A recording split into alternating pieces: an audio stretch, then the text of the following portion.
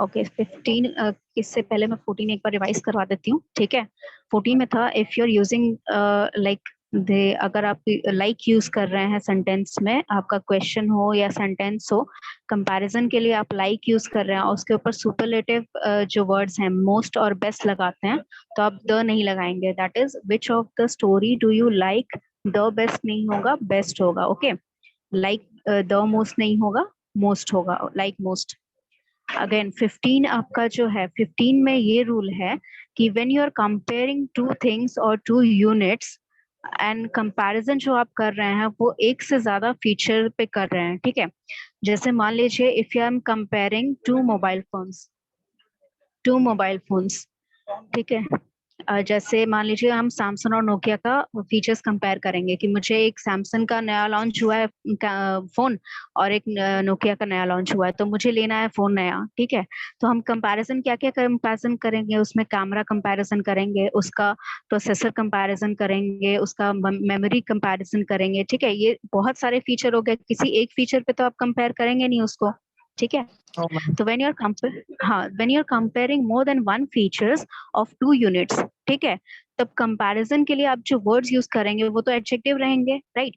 और वो एडजेक्टिव जो रहेंगे, सारे एडजेक्टिव, ठीक है, एक ही डिग्री में रहेंगे।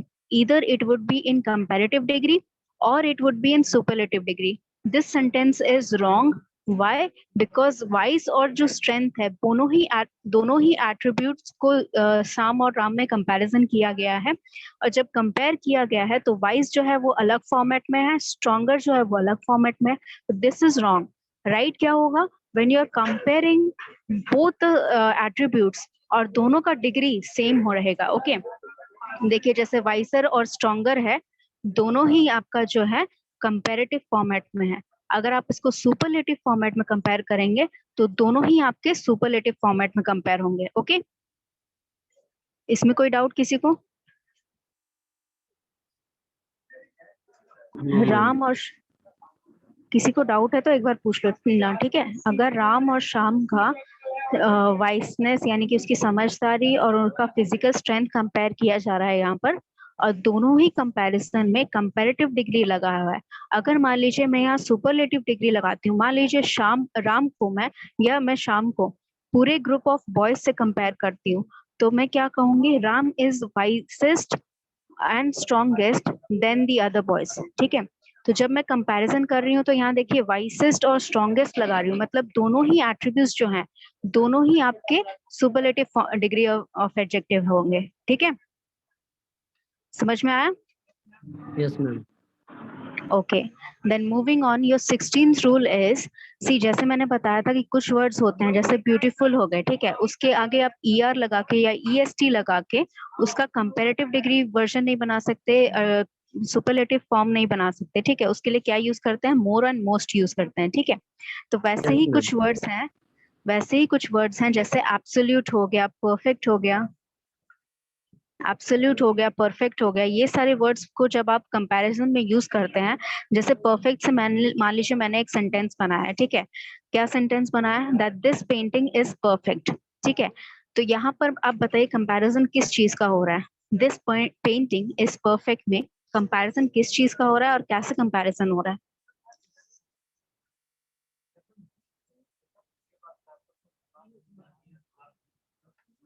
दिस पेंटिंग इज परफेक्ट में किस टाइप का कंपैरिजन हो रहा है और किस चीज में कंपैरिजन हो रहा है?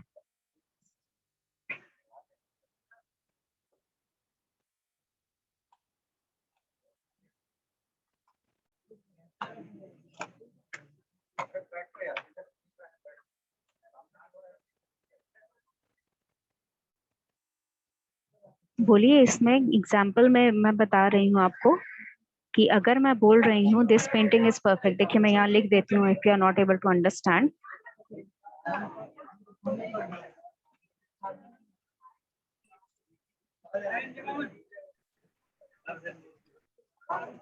This is your sentence. यहाँ पे मुझे बताइए कि क्या चीज कंपेयर की जा रही है।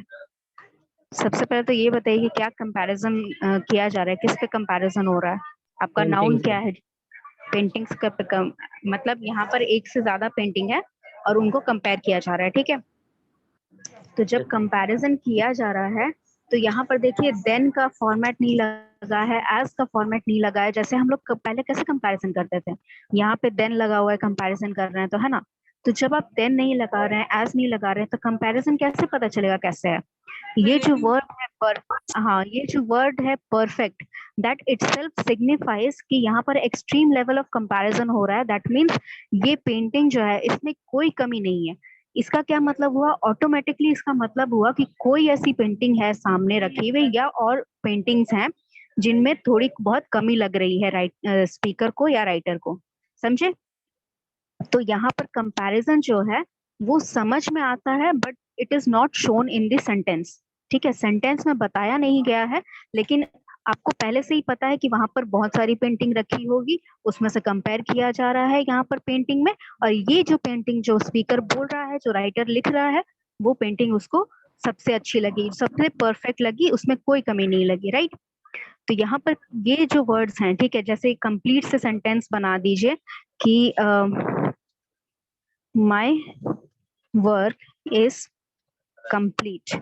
ठीक है, इसका क्या मतलब हुआ, इसका मतलब मेरा काम पूरा हो गया, मेरा काम पूरा यस। हो गया। इस सेंटेंस में कंपैरिजन किस चीज में हो रहा है, मान लीजिए कि मुझे ओके। 2 काम मिले गए हैं, ठीक है, मुझे 2 काम दिए गए हैं, मुझे अटेंडेंस बनाना है, मुझे यूट्यूब पे वीडियो अपलोड भी करना है। तो मैंने वीडियो अपलोड कर दिया, तो मैं क्या कहूंगी कि वो काम मेरा पूरा हो गया, my work is complete at that scenario. ठीक है, उस सिनेरियो में मेरा काम पूरा हो गया। मतलब यहाँ पे कंपैरिजन क्या कर रही हूँ कि कुछ काम मेरा बचा है, या हो सकता है किसी और का वो काम बचा हुआ है, लेकिन मेरा कंप्लीट हो गया। तो इफ यू आर कंपेयरिंग, तो यहाँ पर आप देन लगा के कंपेयर नहीं कर रहे हैं, एज लगा के कंपेयर नहीं कर रहे हैं। जब कंपैरिजन है वो आपके माइंड में, आपको समझ में आ रहा है कि कंपैरिजन क्या है, वो सेंटेंस में नहीं दिख रहा है। सेंटेंस में जो कंप्लीट वर्ड है वो इटसेल्फ बता रहा है कि एक्सट्रीम कंपैरिजन हो रहा है। ठीक है, यहाँ पर बेटर नहीं है, यहाँ पर बेस्ट वाले ही सेंटेंस है। ठीक है, superlative form of okay. Comparison होगा। ठीक है, समझ में आया। Yes ma'am. इसमें कोई डाउट किसी को, ये सारे जो वर्ड्स हैं यहाँ पर जो लिखे हुए हैं, ठीक है, आप इससे एग्जाम्पल बनाइएगा तो आपको समझ में आ जाएंगे। ठीक है, next your 17th rule is, जब आप सेंटेंस में काइंड ऑफ या सॉर्ट ऑफ वाले वर्ड्स यूज करते हैं, फ्रेजेस यूज करते हैं, ठीक है, तो जब अगर मैं बोलूं कि what kind of chocolates do you like, ठीक है, तो इसका कोई एक आंसर अगर देगा तो क्या देगा, कोई एक बताओ, what kind of chocolates do you like, कोई भी एक नाम बता दो। Dairy milk. Dairy milk, yes. तो मान लो डेयरी मिल्क लिया, तो डेयरी मिल्क एक कंपनी है, ठीक है, उसके बहुत सारे प्रोडक्ट्स है, बहुत सारे वेराइटीज हैं, ठीक है। तो इन सेंस वो एक प्लूरल फॉर्म में है, ठीक है, इन सेंस वो प्लूरल फॉर्म में है। बट यहाँ पर जब मैं बोलूंगी कि what kind of chocolate do you like, मतलब आपने डेयरी मिल्क का नाम लिया तो वो एक सिंगल यूनिट का नाम लिया आपने, है ना, वो एक सिंगल यूनिट का नाम लिया। तो यहाँ पर यस इसका जब मैम। काइंड ऑफ चॉकलेट जो है, which kind of chocolate do you like होगा, तो वो काइंड ऑफ चॉकलेट जो है, वो फ्रेज जो है, वो सिंगल यूनिट को रिप्रेजेंट कर रहा है। तो when you are representing single unit, तो आप दीज दोज तो नहीं लगा सकते, because they are used for plural form of nouns और प्रोनाउंस। तो यहाँ पर आप क्या लगाएंगे, दिस लगाएंगे या दैट लगाएंगे, समझ में आया। तो ये वाला सेंटेंस करेक्शन कीजिए, I don't like these kind of shirts, इसका करेक्ट फॉर्मेट क्या होगा, दिस होगा, I don't like this kind of shirt. Yes, I don't like this kind of shirt, या I don't like that kind of shirt भी कह सकते हैं, if you are like talking in like another sense, past tense या फिर passive में बोल रहे हैं। ठीक है, तो अगर आपको यहाँ पर लगाना है काइंड ऑफ, जैसे ये भी सेंटेंस देख लीजिए, काइंड ऑफ शर्ट्स है, तो मान लीजिए किसी एक लड़के को चेक शर्ट नहीं पसंद है, ठीक है, तो अगर आपको चेक शर्ट नहीं पसंद है, तो वो चेक शर्ट, दुनिया में एक ही चेक शर्ट थोड़ी है, बहुत सारी चेक शर्ट्स हैं, बट वो वेराइटी जो है वो सिंगल यूनिट को रिप्रेजेंट कर रहा है, समझे। तो यहाँ पर आपका आइडेंट जो यूनिट रहेगा वो सिंगल यूनिट की वजह से काइंड ऑफ या सॉर्ट ऑफ वाले जो फ्रेज हैं, उनको आप सिंगल यूनिट लेंगे, इसीलिए आप वहां पर दीज और दोज नहीं लगाएंगे, समझ गए। कोई डाउट इसमें,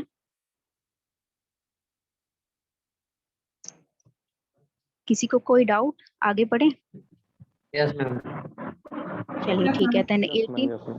18 नंबर रूल इज, यहाँ पर देखिए जैसे हमने एज वाला फॉर्मेट पढ़ा था और देन वाला फॉर्मेट पढ़ा था, इस फॉर्मेट पे भी आप कंपैरिजन कर सकते हैं। जैसे कि वन ऑफ, जैसे आइदर और करते हैं ना, इधर यू लाइक कॉफी और यू लाइक टी, ठीक है, ये कंपैरिजन करते हैं आप, ठीक है। तो इसी तरह one of comparison, if not comparison, और ये कंपैरिजन जो है आपका सुपरलेटिव फॉर्म में होगा।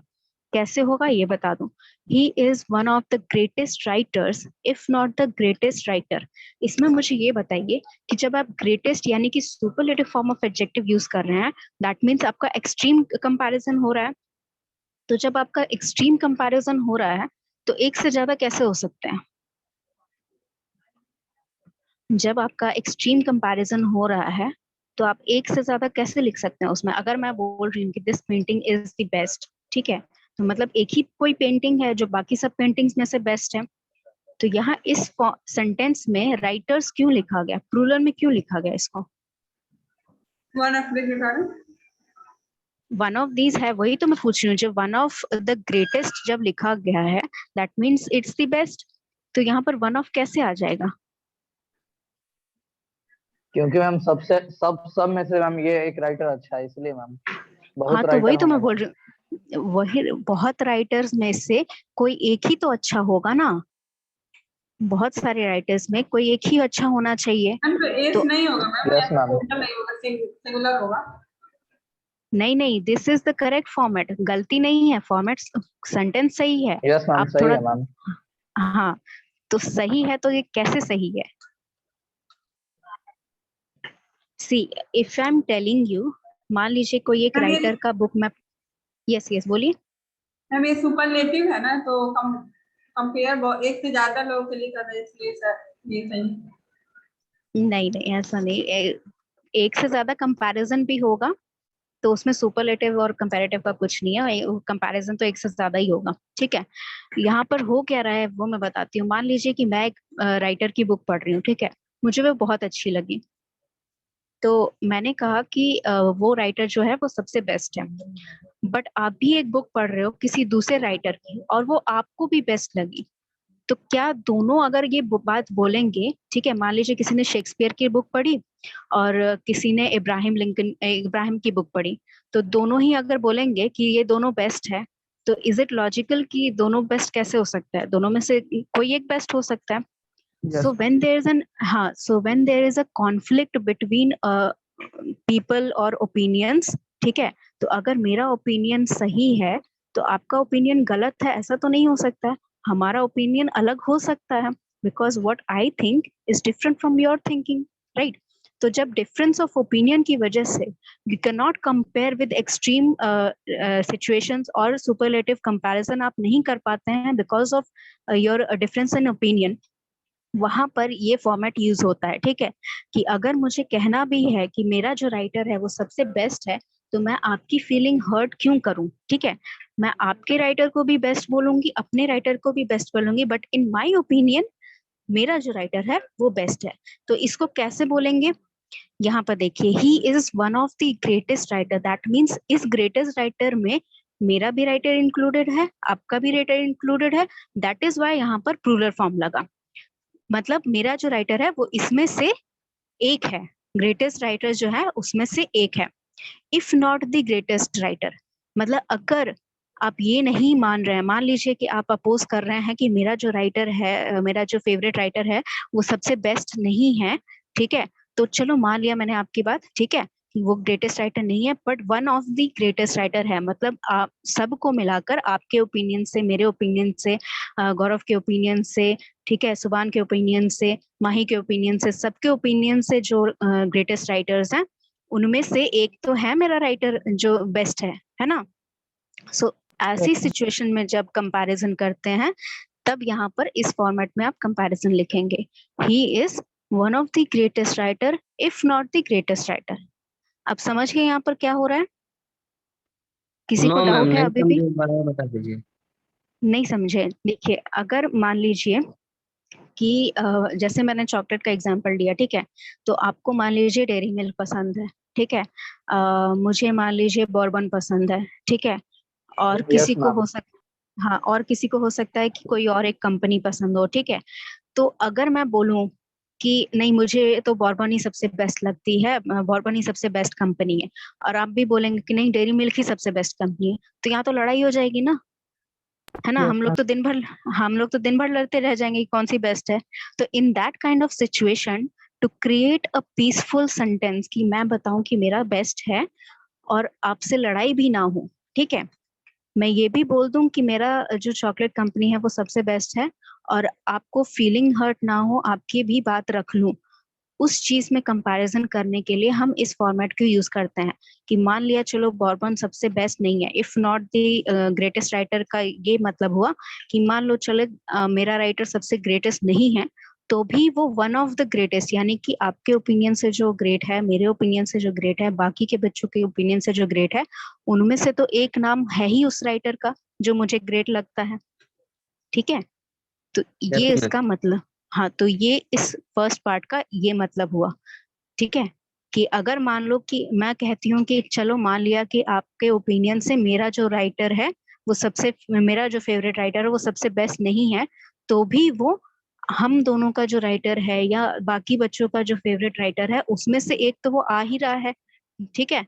मतलब मान लो कि अगर पोल करवाते हैं, ठीक है, कि कितने बच्चों को डेयरी मिल्क पसंद है या कितने बच्चों को बॉर्बन पसंद है, कम से कम 5-6 बच्चे तो ऐसे होंगे जिनको डेयरी मिल्क पसंद है, 5-6 बच्चे ऐसे होंगे जिनको बॉर्बन पसंद है। तो जब ऐसा यहाँ पर ये हो जाएगा कि इक्वालिटी में रेशियो आ जाएगा, ठीक है, आप डिफ्रेंशिएट नहीं कर सकते कि कौन सा बेस्ट है, तो आप क्या करेंगे कि बाकी कंपनी से, चॉकलेट की दो ही कंपनी थोड़ी है, बाकी और भी कंपनी है ना, तो बाकी Yes, कंपनी ma'am. में से ये दोनों जो है ये दोनों बेस्ट हैं, और इन दोनों में से मेरा वाला मेरे ओपिनियन से बेस्ट है।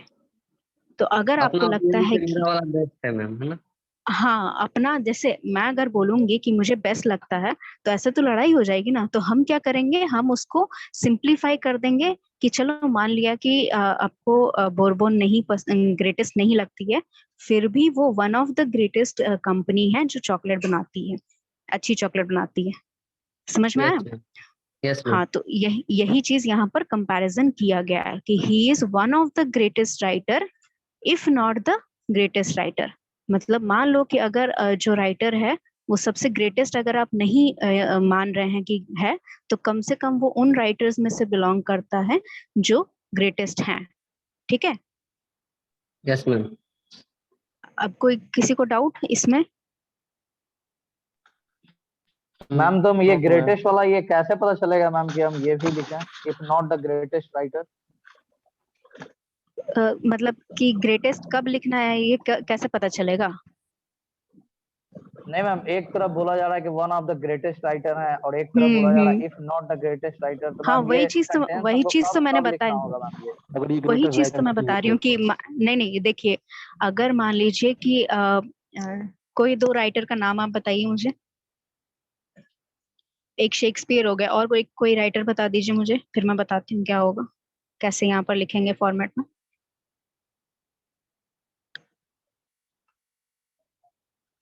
और एक कौन सा राइटर है जी, कोई एक राइटर बता दीजिए। हरिवंश राय बच्चन मैम। हाँ चलिए, हरिवंश राय बच्चन बोल दिया, एक शेक्सपियर बोल दिया, ठीक है। तो चलिए मान लिया कि हमने एक पोल किया कि बेस्ट राइटर कौन है, ठीक है। तो उसमें से, ठीक है, 80% वोट आए शेक्सपियर के लिए और 80% ही वोट आए हैं हरिवंश राय बच्चन के लिए, ठीक है। तो दोनों के लिए 80% वोट आए, ठीक है, बट और भी तो राइटर्स हैं, ठीक है, यस और भी मैम। हेनरी हो गए, या फिर विलियम्स हो गए, सॉरी विलियम्स जेम्स कुछ था, वो फिलिप सारे बटलर। राइटर्स, हाँ वो सारे राइटर्स हो गए। तो मान लो उनका आया 50%, 30%, 75%, कुछ ऐसे करके आया, ठीक है, कम आया मतलब। लेकिन हरिवंश राय बच्चन जी का और शेक्सपियर का दोनों का सिमिलर आया। तो इसमें से आप क्या बोलेंगे कि Harivansh Rai Bachchan ji and Shakespeare were one of, both are the greatest writer, ठीक है। तो इसमें से अगर मैं कहूँ कि मुझे हरिवंश राय जी बच्चन जी की कहानियां ज्यादा अच्छी लगती हैं, तो मैं कैसे कहूंगी कि Harivansh Rai Bachchan ji was one of the greatest writer. ठीक है, वन ऑफ दी तब लगाएंगे when you have difference of opinion. ठीक है, यहाँ पर आप ऐसा नहीं लिख सकते हैं जब आपके पास यहाँ फैक्चुअल प्रूफ है कि शेक्सपियर को और यहाँ पर जो हरिवंश राय बच्चन जी हैं दोनों को सेम पोल मिला है, तो आप ऐसे तो नहीं बोल सकते just because in your opinion अगर हरिवंश राय बच्चन जी आपके ओपिनियन में अच्छे हैं तो आप बाकी लोग का ओपिनियन इग्नोर तो नहीं कर सकते हो ना, जब पोल करवा ही दिया है आपने तो आप क्या बोलोगे कि he is one of the greatest writer if not the greatest writer.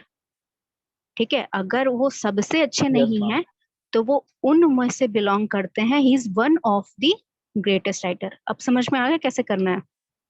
जब यहाँ पर सिमिलैरिटी ma'am. रहे, हाँ, डिफरेंस ऑफ ओपिनियन की वजह से आप कंपैरिजन नहीं कर पा रहे हैं, सुपरलेटिव कंपैरिजन नहीं कर पा रहे हैं, तब यहाँ पर इस फॉर्मेट का यूज करना है आपको। ठीक है, समझ में आया? Yes, जैसे ma'am. कि मान लीजिए Yes, ma'am. मान लीजिए यहाँ पर कंपैरिजन किया है, Ram is wiser and stronger than Shyam, तो उसके पास कुछ ऐसे फैक्ट्स होंगे जो वो प्रूफ कर सके कि राम ज्यादा समझदार है, वो ज्यादा स्ट्रॉन्ग है ना? तो अगर वो फैक्चुअल प्रूफ है आपके पास तो आपका बेसिस है यहाँ पर मोर देन करने का, है ना? आप कंपैरेटिव डिग्री लगा सकते हैं बिकॉज आपके पास फैक्ट है, बट यहाँ पर आपके पास फैक्ट जो है वो सिमिलर आ रहे हैं। ठीक है, हरिवंश राय बच्चन जी का भी 80% आ रहा है, शेक्सपियर का भी 80% आ रहा है। अब पॉपुलेशन तो इतनी सारी है तो you can not control the poles. ठीक है, तो उस टाइप ऑफ कंपैरिजन में you will use this format. समझे? यस अभी मैम। भी किसी को डाउट इसमें? आगे बढ़े फिर? Yes ma'am. ठीक है, चलिए, तो नेक्स्ट आपका 19th रूल है। ये रूल जो है, अच्छा आप लोग ने मैथ्स पढ़ा है ना 10th में 11th में? मैथ्स पढ़ा है ना सबने जी? Yes ma'am. हाँ, तो ये इसका क्या मतलब होता है, ये मुझे बताइए, इस चीज का क्या मतलब होता है?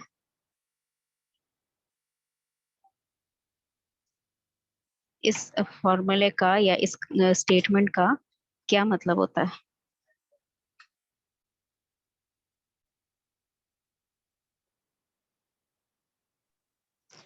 एक्स 7 से बड़ा है या फिर इक्वल है। हाँ, मतलब आप कंफर्म नहीं है कि या तो बड़ा है या फिर इक्वल है, आप कंफर्म नहीं है, राइट? या फिर Yes, एक ma'am.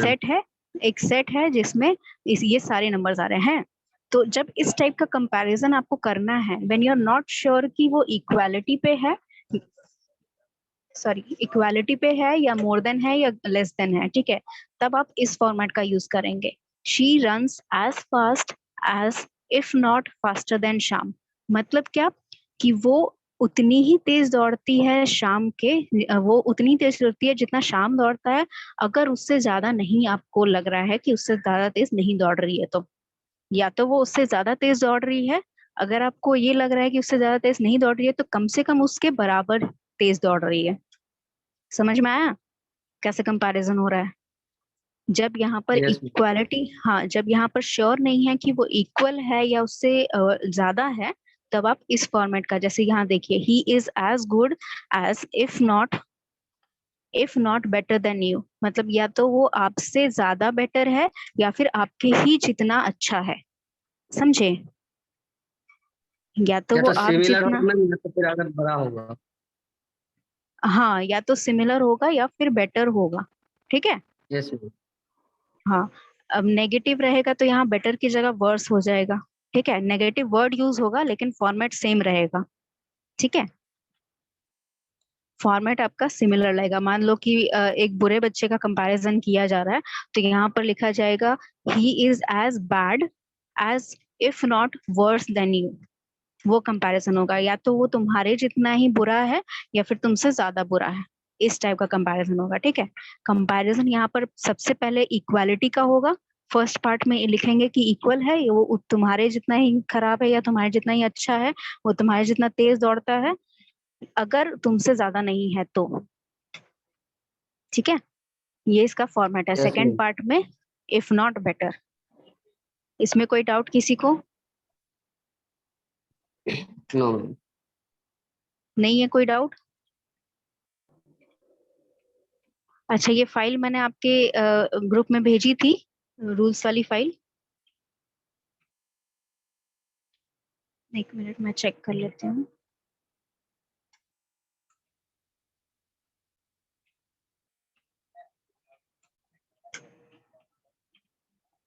हाँ, मैंने भेज दी है ये फाइल। तो अभी क्या करेंगे आप, इस क्लास के बाद आप इसको एक दिन पूरा देखेंगे, सारे रूल्स रिवाइज करेंगे, सारे टाइप ऑफ एडजेक्टिव्स रिवाइज करेंगे। उसके बाद next class if you are having any doubt तो मुझसे पूछेंगे, ठीक है।